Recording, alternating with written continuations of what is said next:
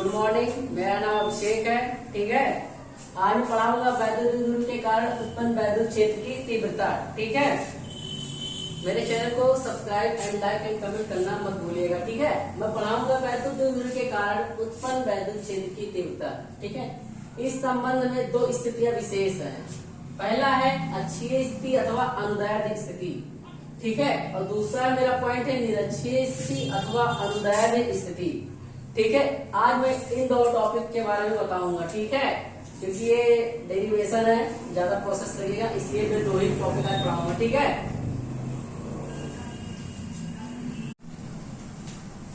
अब मैं बात कर रहा हूँ अक्षीय स्थिति में किसी बिंदु पर वैद्युत क्षेत्र की तीव्रता।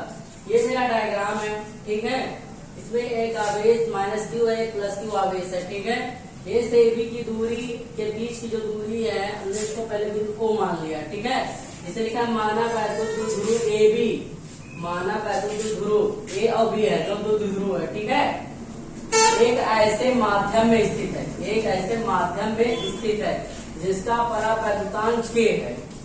वैद्युत द्विध्रुव के मध्य बिंदु O से r दूरी पर स्थित एक बिंदु P है, जिस पर वैद्युत क्षेत्र की तीव्रता ज्ञात करनी है। ठीक है, अब मैं बड़ा ये है +q आवेश के कारण बिंदु पर वैद्युत क्षेत्र की तीव्रता। जैसे हमारा अब बिंदु +q की बात कर रहा है, इतने से यहाँ तक की E1। ठीक है, फिर लिखा E1 बराबर 1/4 pi epsilon not q upon r - l का होल स्क्वायर b की धनात्मक दिशा में, जो इसकी दूरी है r है। ठीक है, ये हो गई मेरी दूरी। और उसके बाद में +q आवेश के कारण बिंदु पर वैद्युत क्षेत्र की तीव्रता 1/4 pi epsilon not q r - l का होल स्क्वायर b की धनात्मक दिशा में, की धनात्मक दिशा में। ठीक है, और फिर दूसरा आता है -q आवेश के कारण बिंदु पर वैद्युत क्षेत्र की तीव्रता E2 बराबर, अब ये E2 हमारा इधर चल रहा है माइनस की दिशा में। ठीक है, तो E2 बराबर 1/4 pi epsilon not q upon r + l का होल स्क्वायर, r देखो ये r हो गया और प्लस l का होल स्क्वायर। ठीक है, ये p a दिशा में, p a दिशा में, ये इधर दिशा में जा रहा है। ठीक है, ये मेरा इतना हो गया, नोट कर लीजिए।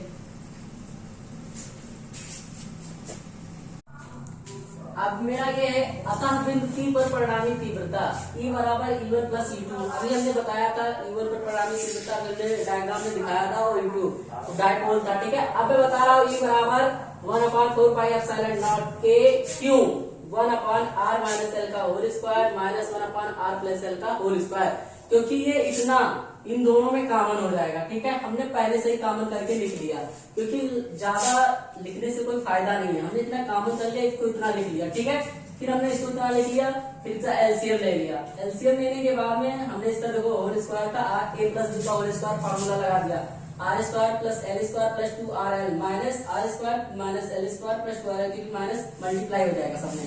ठीक है, फिर यहाँ पे r² l² माइनस प्लस में कट गया, और ये +2rl + 2rl 4rl हो गया। ठीक है, अब फिर E बराबर मेरा इतना आ गया। ठीक है, फिर R की तुलना में L का मान बहुत कम है, अतः L² का मान R² की तुलना में नगण्य माना जा सकता है। ठीक है, तो इसको ना के बराबर माना जा सकता है L का मान जो है। ठीक है, तो इसको हमने लिख दिया E बराबर 1/4 pi epsilon naught k q, हमने ऐसे ही लिख लिया 4rl, और इसका r का पावर 4, क्योंकि r² का होल स्क्वायर 4 हो जाएगा, r से r कैंसिल हो गया, मेरा ये बचा E बराबर 1/4 पाई एप्सिलॉन नॉट k 2, इसको फिर इसमें कर ले 2ql, और इसके ब्रैकेट में कर ले r3।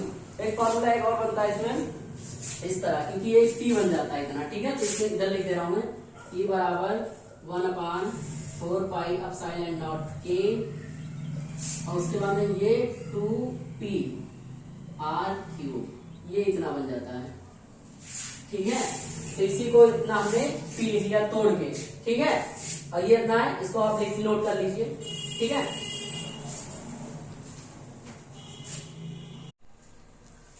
अब मैं अगला हेडिंग पढ़ाने जा रहा हूँ वैद्युत द्विध्रुव की निरक्षीय स्थिति में किसी बिंदु पर वैद्युत क्षेत्र की तीव्रता। ठीक है, अब मैं पढ़ाने जा रहा हूँ वैद्युत द्विध्रुव, जैसे जो पोल है उस पर निरक्षीय स्थिति में बिंदु पर वैद्युत क्षेत्र जो है उसकी तीव्रता कैसी होगी। ठीक है, माना वैद्युत द्विध्रुव AB हमने माना वैद्युत ध्रुव ए है और एक ये बी है, ठीक है। उसके बाद लिखा है ए बी के अर्धलंब बिंदु ओ से, अर्धलंब मतलब ए बी के अर्धलंब बिंदु ओ से पी, ओ से आर दूरी, ये जो इसकी दूरी है आर दूरी, ठीक है, पर स्थित एक बिंदु पी है। ओ से आर की दूरी जो बिंदु है वो पी है, ठीक है।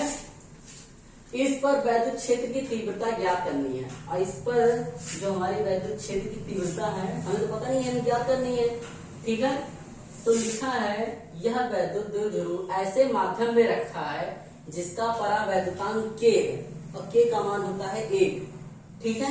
ये निर्वात वायु में रखी गई जो चाल होती है इसकी k बराबर 1 होती है, ठीक है। अब लिखा है प्लस क्यू आवेश के कारण बिंदु P पर वैद्युत क्षेत्र की तीव्रता, प्लस क्यू आवेश ये हो गया, ठीक है, के कारण वैद्युत क्षेत्र की तीव्रता बिंदु P पर ऐसे निकालेंगे, ठीक है। तो L और R जब इसकी हम निकालेंगे पाइथागोरस थ्योरम से, ठीक है, तो ये हमारा हाइपोटेनस तो हमें पता नहीं है, बेस हमें पता है और परपेंडिकुलर पता है, निकाल देंगे हमारा यही आ जाएगा, ठीक है। उसी बाद ये हो गया। और फिर E1 बराबर 1 क्योंकि वैद्युत क्षेत्र जो इसकी फॉर्मूला है E बराबर वैद्युत क्षेत्र, इसकी फॉर्मूला 1/4πε0 × k क्यों, क्योंकि एक ही आवेश की बात कर रहा है तो एक ही आवेश है, √r² + l², इसकी जो दूरी है r² प्लस l², इसको रख दिया गया ये चीज, ठीक है। उसके ये b की दिशा में है, b p भी दिशा में है, ठीक है। जब E1 बराबर इतना हो गया कि स्क्वायर √ से कट जाएगा तो इतना हमारा बचेगा, ठीक है। इसी प्रकार -q आवेश के कारण बिंदु P पर वैद्युत क्षेत्र की तीव्रता E2 बराबर 1/4πε0 × k q × √r² + l² √ से स्क्वायर कैंसिल हो जाएगा, यही चीज इसमें भी हुई है, ठीक है। इसको इतना नोट करिए, मैं आगे बता रहा हूँ, ठीक है।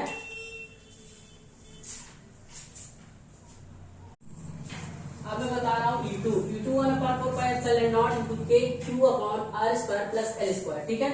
अतः बिंदु P पर परिणामी तीव्रता E बराबर E1 cos θ + E2 cos θ, ठीक है। हमने E बराबर E1 की वैल्यू कितनी रख दी, फिर E2 की कितनी वैल्यू रख दी, फिर इन दोनों को देखो सेम है इसलिए हमने जोड़ दिया, तो E बराबर 1/4πε0 k फिर 2q, क्योंकि 1 q 2 k q 2q हो गया, और फिर r² + l² यहाँ पे cos θ हमने लिखा खोल गए, ठीक है। ये हमारा इतना हो गया।